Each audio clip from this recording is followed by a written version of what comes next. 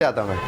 Okay, सो आज हम बात करते हैं अभी स्मॉल इंटेस्टाइन के बारे में। हमने लास्ट टाइम लिवर की बात करते, लिवर की बात भी पूरी नहीं हुई थी। लिवर के हम फंक्शंस पढ़ रहे थे। लिवर के फंक्शन में से हमने एक फंक्शन ये जाना था कि लिवर जो है वो आपका बाइल जूस प्रोड्यूस करता है। बाइल जूस में क्या प्रेजेंट होता है? Bile pigments and bile salts. Bile salt में कौन था? Sodium taurocholate, sodium glycocholate and sodium bicarbonate. जबकि पिगमेंट्स में क्या था? बिलीरुबिन और बिलीवर्डिन। याद है, बिलीरुबिन येलो होता है, बिलीवर्डिन ग्रीन होता है। बिलीरुबिन के ही दो फर्दर ट्रांसफॉर्मेशन होती है, एक स्टेरकोबिलिनोजन और एक यूरिकोबिलिनोजन। और जो सुबह सुबह जो पता ही है आपको, हर चीज़ बताई नहीं जाती, कुछ चीज़ समझी जाती है ना, हम पढ़ चुके थे।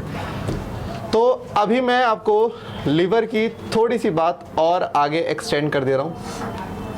मैंने आपसे कहा था जो लिवर होता है, लिवर पहली बात तो राइट साइड में मिलता है। लिवर को हम अपनी बॉडी का लार्जेस्ट ग्लैंड बोलते हैं। हम इससे बड़ा कोई हमारी बॉडी में ग्लैंड भी नहीं है। तो ये होता है इसका राइट लोब, ये होता है इसका लेफ्ट लोब। अब आप में से कई लोग सवाल उठाएंगे, सर ये राइट क्यों, लेफ्ट क्यों? राइट तो ये होना चाहिए, लेफ्ट ही होना चाहिए। कोई भी ऑर्गन हम जब किसी की स्टडी करते हैं तो उसको ऐसे स्टडी करना होता है जैसे वो आपकी बॉडी में लगा हुआ है। अब अगर ये लिवर आपकी बॉडी में लगा हुआ तो आपका राइट ये हुआ ना, लेकिन जो आपका राइट होगा सामने वाले का क्या होगा? लेफ्ट होगा। तो इसीलिए आप यहाँ पे धोखा खाते हो।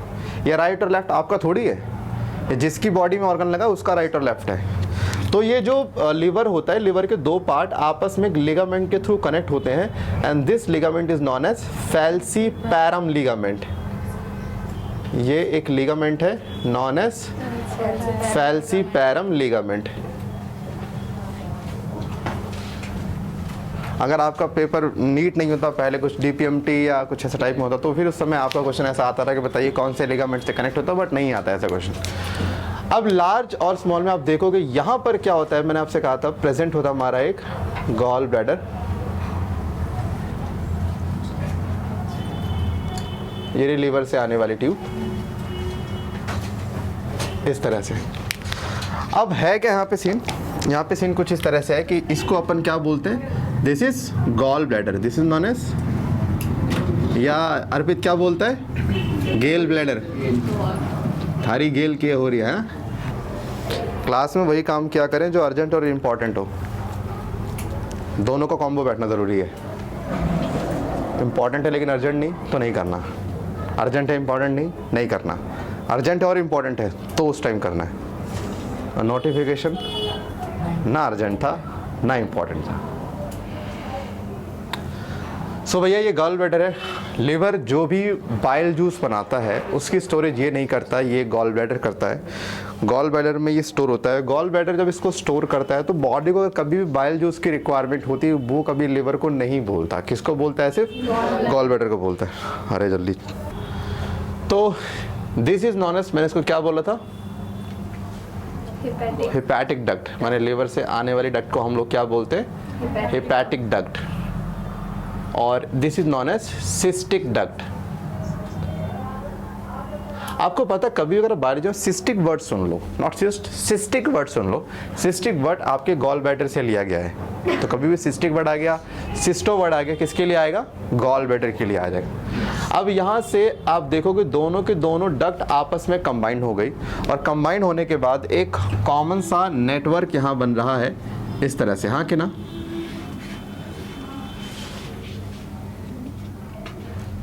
बन रहे, इसको बोलते हैं कॉमन बाइल डक्ट। क्या बोलेंगे? कॉमन बाइल डक्ट, क्योंकि यहाँ से जो है ना कॉमन एक पैसेज हो गया दोनों का। और इस कॉमन बाइल डक्ट पे आप देखोगे, ये आप यहाँ पे एक स्ट्रक्चर देख रहे हो। सर देख रहे हो? ये कौन सी चीज़ है? स्फिंक्टर। और ये जो स्फिंक्टर है इसका नाम है स्फिंक्टर ऑफ बॉयडन।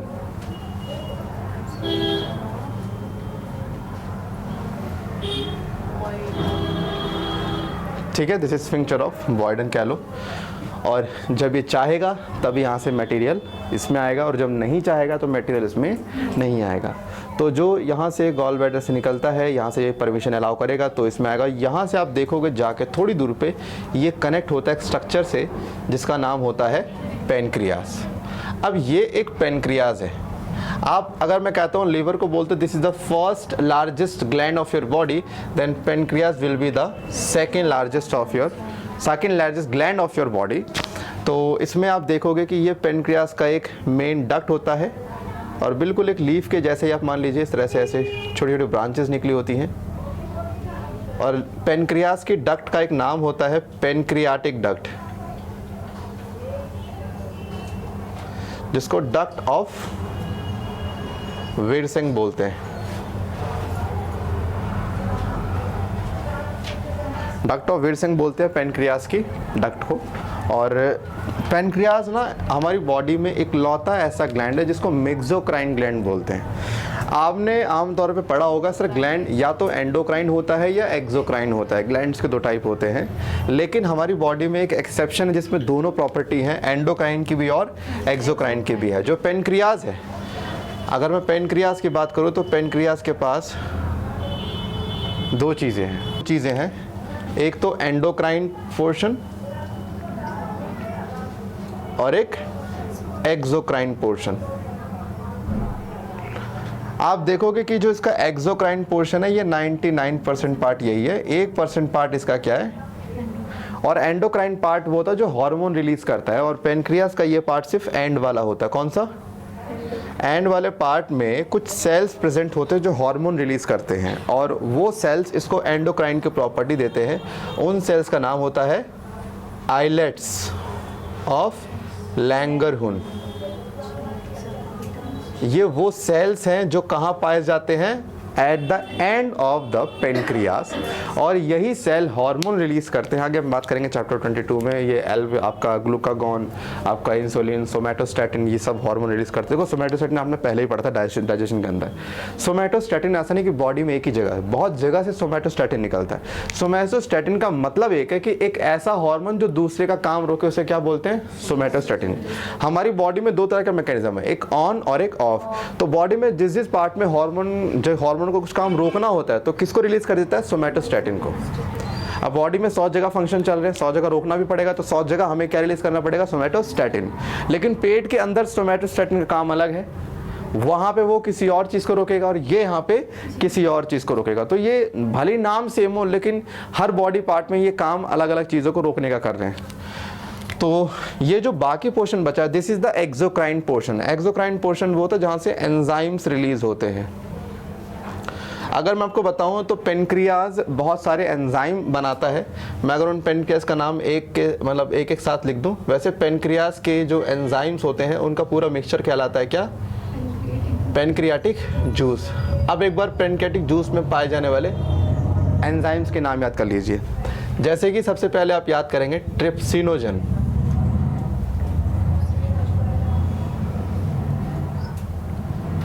एक है काइमोट्रिप्सिनोजन, एक है प्रोकार्बोक्सीपेप्टाइडेस,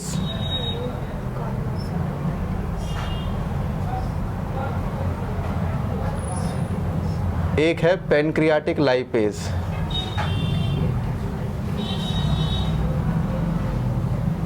और एक है तुम्हारा न्यूक्लियस, एक है पेनक्रियाटिक एमाइलेज। ये वो एंजाइम हैं जो कि पेनक्रियास के द्वारा रिलीज करे जाते हैं, ठीक है। और ये जो तीन हैं, these are the protein digesting enzyme. But body अगर कभी प्रोटीन डाइजेस्टिंग एंजाइम रिलीज करती है, हमेशा इनएक्टिव फॉर्म में रिलीज करती है। प्रोटीन डाइजेस्टिव या डाइजेस्टिंग एंजाइम, ये फैट को डाइजेस्ट करने के लिए रिलीज करता है। ये तुम्हारे डीएनए और आरएनए को डाइजेस्ट करने के लिए बनाया गया है, और ये तुम्हारा स्टार्च या कह लो शुगर के डाइजेशन के लिए बनाया गया है। तो देखा जाए तो ये पेनक्रियाज से निकले हुए एंजाइम्स होते हैं। अब आप ध्यान से देखिए, पेनक्रियाज और कॉमन बाइल डक्ट आपस में जब जुड़ जाएंगे तो जुड़ने के बाद एक कॉमन सी चीज़ और बनती है, एंड इस कॉमन सी चीज़ को हम क्या बोलते हैं? हिपैटोपेनक्रियाटिक डक्ट। क्या बोलते हैं? हिपैटोपेनक्रियाटिक डक्ट। एक बार आप ध्यान दें, कायदे से पता क्या है, लिवर ना एक कांटेक्ट इस्टेब्लिश करने की कोशिश करता है पेनक्रियास के डक्ट के साथ में, तो लिवर एक ट्यूब भेज देता है, जिसे क्या बोले? Hepatic duct. इसी हिपैटिक में जो गॉल ब्लैडर है वो अपनी ट्यूब जोड़ देता है। तो कायदे से ये मेन ट्यूब किसकी होगी? लिवर की मानी जाती है। इसमें गॉल ब्लैडर ने अपना योगदान, अब गॉल ब्लैडर ने बीच में उंगली अड़ा दी ना, मेन किसका, मेन तो लिवर का, ये सब कुछ सीधा वो कनेक्ट हो रहा होता है, इतने में कौन, गॉल ब्लैडर यहाँ पे अपना कनेक्शन मार लेता है। तभी हमने तवज्जो किसको दिया है, हिपैटो, लिवर को दिया है। हमने बोला ये डक्ट है जो कि लिवर से आने वाले डक्ट और पेनक्रियास से मिलने डक्ट से मिलकर बनता है, इसका मतलब ये एक कॉमन पार्ट है। और हाँ, यहाँ भी आपको एक स्फिंक्टर मिलेगा,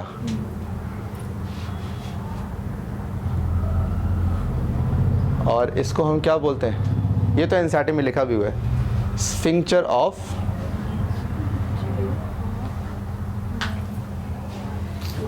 ओडाई बोलते हैं, ओडी चला भाई, स्फिंक्टर ऑफ ओडाई से हम बोलते हैं। लेकिन हमने एक चीज़ और पाई है कि हमने देखा है कि पेनक्रियास से एक डक्ट निकलती है जो डायरेक्टली जाके किससे जुड़ती है, ड्यूडेनम के साथ। किससे, ये गई, जैसे मान के चलो ये भी जाके किससे कनेक्ट होगा, ड्यूडेनम से। मान लीजिए ये इस तरह से है ना, इस तरह से मान लीजिए ड्यूडेनम आ रही है, तो यहाँ पे जो कॉमन हिपैटो पेनक्रियाटिक डक्ट है ये भी किससे जुड़ेगा, ड्यूडेनम से। और हमने देखा है डायरेक्टली पेनक्रियास से निकले डक्ट किससे जुड़ेगी, सीधा आप किससे जुड़ेगी, उससे, किससे, स्मॉल मतलब ड्यूडेनम से जुड़ेगी। इसको बोलते हैं डक्ट ऑफ सेंटोरनी।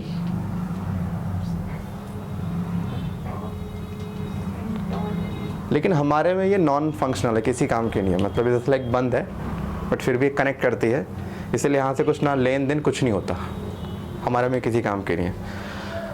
मेन जो ट्रांसपोर्ट होता है वो हमेशा इसी डायरेक्शन में ऐसे होता है।